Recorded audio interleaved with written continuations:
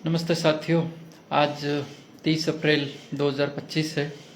बहुत ही ऐतिहासिक दिन है आज आखा तीज भी है।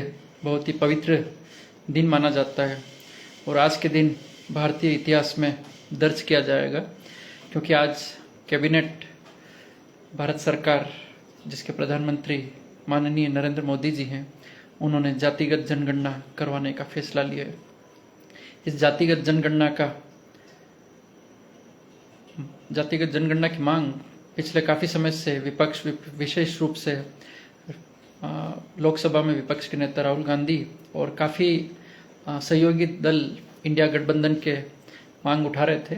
यहाँ तक कि एनडीए के भी कुछ सहयोगी दल इसकी मांग उठा रहे थे जातिगत जनगणना को लेकर।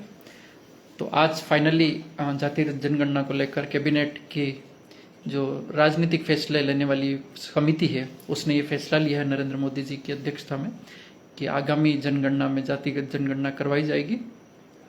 और मैं केंद्र सरकार को, संपूर्ण विपक्ष को और सभी जनप्रतिनिधियों को धन्यवाद देना चाहूँगा। माननीय विपक्ष के नेता राहुल गांधी जी को, जिन्होंने इस मुहिम को लगातार उठाते रहे।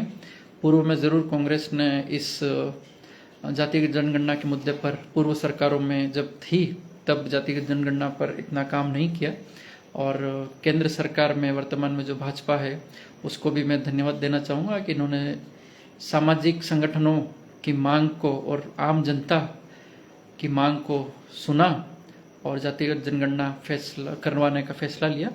जातिगत जनगणना को लेकर मैं आपको अवगत करा दूं साथियों। जातिगत जनगणना आज़ादी के बाद से हर 10 वर्ष में हो रही है और पहले से भी होती आ रही है, लेकिन जातिगत जनगणना में ये है क्या?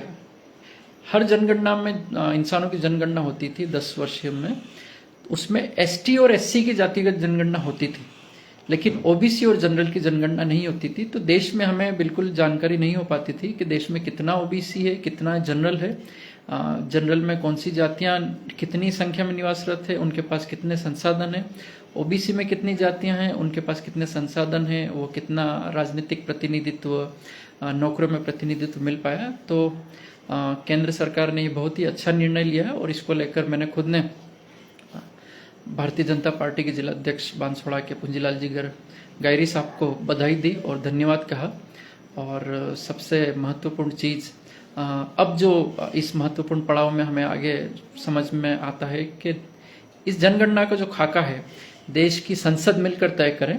सभी 543 सांसदों ने मिलकर ये निर्णय लिया है, क्योंकि देश की जो सरकार है वो हमारी सबकी अपनी सरकार है।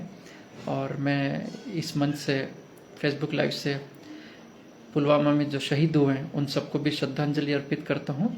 और बहुत ही ऐतिहासिक दिन है आज, बड़े ही खुशी का दिन है और जातिगत जनगणना होनी चाहिए। बस ये है कि कुछ जातिगत आधार पर जो आरक्षण है उसके विरोधियों को जरूर इससे समस्या होगी। और भारत जो है जातियों का देश है, भारत गांवों का देश है और जाति जो है भारत का सच है। इस चीज़ को हमको समझना होगा। तो अगर हम हर कोई जाति में ही अपना जीवन है, जन्म से लेकर मृत्यु तक अगर आप देखेंगे तो जाति बहुत ही प्रोमिनेंट रोल अदा करती है। नो डाउट मेट्रो सिटीज़ में ये चीज़ें थोड़ी गौण हो गई है, लेकिन आज भी गाँव में और छोटे कस्बों में हम देखेंगे तो जाति एक महत्वपूर्ण फैक्टर है हमारे जीवन का।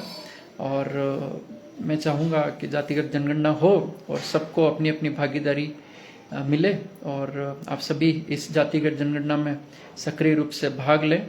और बस यही कहूँगा कि देश की संसद में इसका खाका बने और विपक्ष और सत्ता पक्ष दोनों मिलकर सामाजिक न्याय के इस महत्वपूर्ण पड़ाव में आगे चलें। जय हिंद, जय भारत।